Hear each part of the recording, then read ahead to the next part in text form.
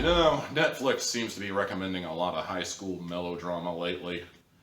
I'm not even looking in the recommended for you section because Lord knows if I've watched movies like Tall Girl, it's probably going to be recommending a lot worse. But seems like between that and the October faction and a few things I found in between, Netflix seems to be interested in high school dramas lately. Or it seems to assume that I'm interested. I just made a couple of really bad decisions. And I made another bad decision recently by watching I'm Not Okay With This. As you may have noticed, I have my ocarina here on standby, just in case I have to do another jam session and remind the world of How Could This Happen to Me by Simple Plan. I should really just record myself playing that so I have the clip on standby and I don't have to remember how to play this fucking song every single time. I'm Not Okay With This is a 7-episode series that follows Sydney, your typical high school girl who's going to a new school and living under the specter of her father's suicide. Yeah, you know what? I'm just gonna put this thing away. You know, there's tedious high school melodrama, and then there's heavy shit like that, and it's like, okay, you know, I get it. Well, actually, I don't get it. Let's just move on. Despite this specter looming over the family's head, Sydney is doing everything she can to live a normal teenage life. Unfortunately, on top of this, she's also finding herself with newfound telekinetic powers that she unfortunately has no control over at the moment.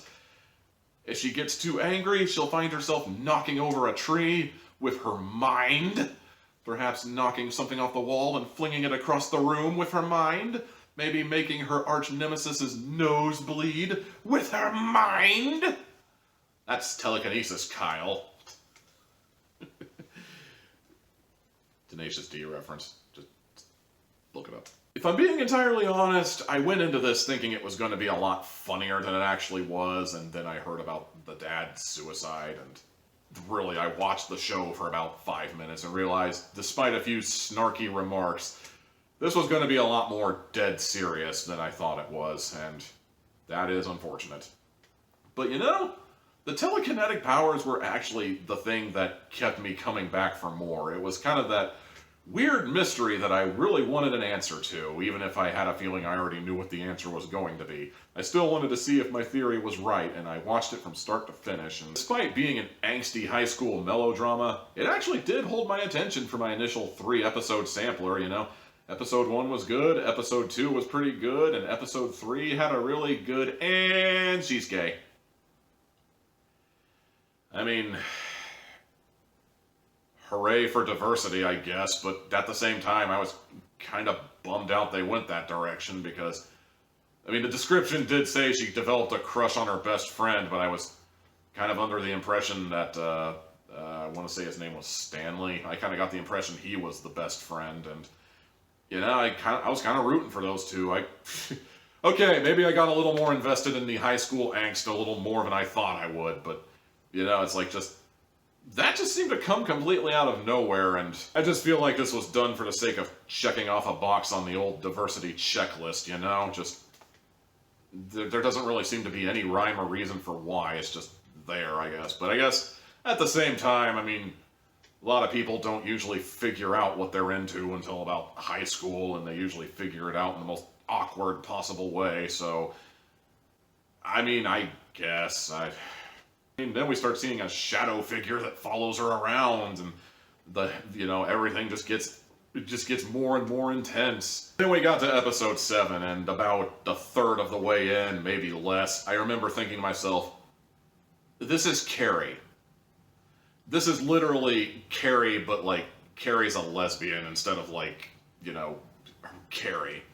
They're gonna go to the homecoming dance, they're gonna have fun for a little bit, and then somebody's gonna pull a dick move, maybe dump punch on her head, or dump paint on her head, or, I guess, read her diary out loud in front of everybody, and completely humiliate her, and, you know, she's gonna get so angry that her telekinetic powers are gonna flare out of control and destroy the entire school, or at least kill 10 people, you know.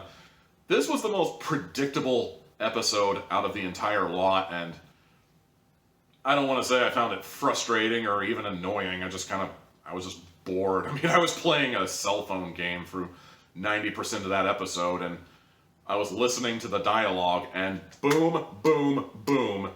Somebody better answer that phone because I fucking called it, baby.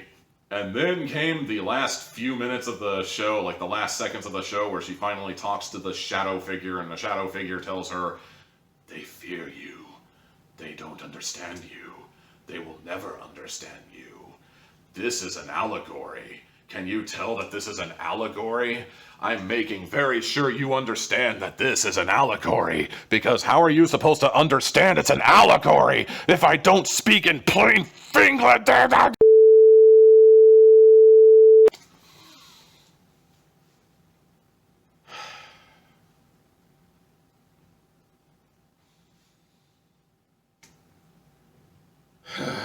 You know, I'd be lying if I said I went in with high expectations.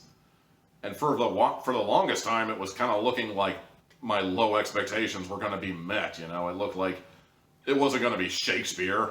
It wasn't even going to be 90s sitcom fare, but, you know, it was at least looking good, you know? It was holding my attention for what it was worth, and then episode 7 is really where the show just dropped the ball for me, and I don't know. They're clearly holding out for a season 2, and maybe I'll check out season 2 if only because the mystery just keeps me intrigued to that degree, but for the most part, I don't know, man. It's shows like this where I thoroughly regret not having like a half system in my hat review score, because I always felt like it was a cop-out when people give something like 2.5 out of 5. It's like, can you be a little more decisive than that? But then I encounter a show like this where I kind of regret the decision of, okay, there's no halves, there's only whole hats. Because otherwise I'd be giving this thing 2 hats, I'd be giving this thing 2.5 hats, excuse me. I'd be giving it 2.5 out of 4. Unfortunately, I don't do half hats, and episode 7 was really kind of really just not that good. So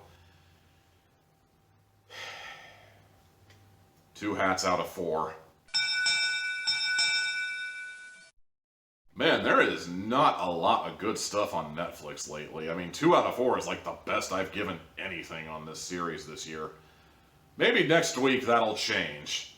Maybe next week I'll find something to watch that actually ends up holding my attention and actually ends up being, well, good. Until then, be sure to like, comment, subscribe, ring-a-ding the bell if you actually mean it, and check out more Hatflix and chill, or just check out Tommy Tealhat's channel in general for more Tommy Tealhat flavored goodness. I'll see you next time.